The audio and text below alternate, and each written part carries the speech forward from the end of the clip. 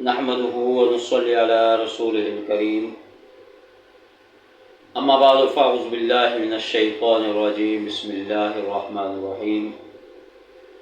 محترم سامعین ناظرین، السلام علیکم ورحمۃ اللہ وبرکاتہ۔ آج کی اس نشست کے اندر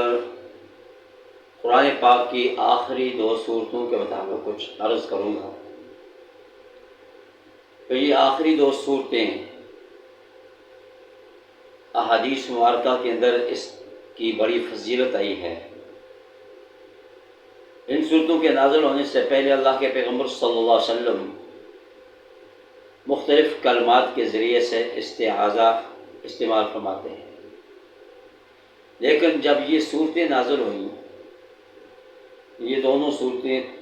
سورۃ الفلق اور سورۃ الناس اکٹھی نازل ہوئی،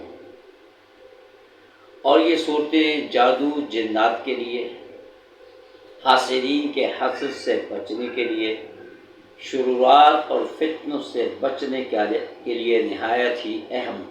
وظیفہ ہے۔ یہ مجرب وظیفہ ہے۔ جب یہ دونوں صورتیں نازل ہوئیں تو اللہ کے پیغمبر صلی اللہ علیہ وسلم نے اپنے ایک صحابی سے فرمایا، الا اعلمک، کیا میں تمہیں ایسی 2 صورتیں نہ سکھاؤں جو شرورات اور فتنوں سے بچنے کے لیے اس سے پہلے کوئی ایسا کلام نہ قرآن میں نازل ہوا، نہ تورات میں، نہ زبور میں، نہ ہی انجیل میں۔ پھر اللہ کے پیغمبر صلی اللہ علیہ وسلم نے ان 2 صورتوں کی تلاوت فرمائی اور ارشاد فرمایا کہ جو شخص ہر فرض نماز کے بعد ان 2 صورتوں کو پڑھے گا، اللہ رب العالمین اپنے اس بندے کو اس دن شرورات اور فتنوں سے محفوظ فرمائے گا۔ اس لیے اولیاء کرام بزرگان دین نے فرمایا کہ صبح کے وقت 3 مرتبہ اور شام کے وقت 3 مرتبہ اگر ان کو پڑھ لیا جائے، آخری 3 قل هو اللہ احد، قل اعوذ برب الفلق، قل اعوذ برب الناس، تو فرمایا کہ صبح کے وقت اور شام کے وقت تو وہ انسان شرورات اور فتنوں سے محفوظ رہے گا۔ اللہ کے پیغمبر صلی اللہ علیہ وسلم کا یہ معمول تھا۔ اللہ کے پیغمبر صلی اللہ علیہ وسلم رات کو سونے سے پہلے ان صورتوں کی تلاوت فرماتے اور پھر تلاوت کرنے کے بعد 3 مرتبہ پڑھنے کے بعد اپنے دونوں ہاتھوں پہ پھونک مارتے اور اپنے پورے جسم پہ پھینکتے ہیں۔ تو فرمایا کہ یہ شیاطین کے شر سے بچنے کا نہایت ہی اہم وظیفہ ہے۔ اور جس شخص پر جادو جنات کا اثر ہو، حالانکہ یہ صورتیں نازل ہی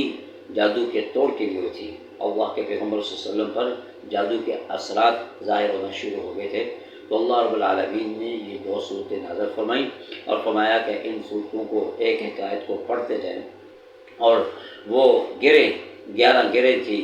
جو بال کے اندر لگائی گئی تھی، وہ ایک کر کے ختم ہوتی جائیں گی۔ جیسے اللہ کے پیغمبر صلی اللہ علیہ وسلم نے ان دونوں صورتوں کی 11 آیتیں تلاوت کی تو آپ صلی اللہ علیہ وسلم پر جادو کے جو اثرات تھے وہ خود بخود ختم ہونا شروع ہو گئے۔ تو یہ جادو جنات سے بچنے کے لیے، شرورات اور فتنوں سے بچنے کے لیے، اور حاسدین کے حسد سے بچنے کے لیے نہایت ہی اہم ہیں کہ ان دونوں صورتوں کی تلاوت کرنا، ان دونوں صورتوں کو پڑھنا اور صبح و شام 3 مرتبہ پڑھ کر اپنے جسم پہ ہاتھ پھیر لینا، فرمایا کہ وہ انسان ہر قسم کے شبہ فتنوں سے محفوظ رہے گا۔ دعا فرمائے اللہ رب العالمین ہم سب کو جو کچھ کہا سنا اس پر عمل کرنے کی توفیق عطا فرمائے۔ وآخر دعوانا ان الحمد للہ رب العالمین۔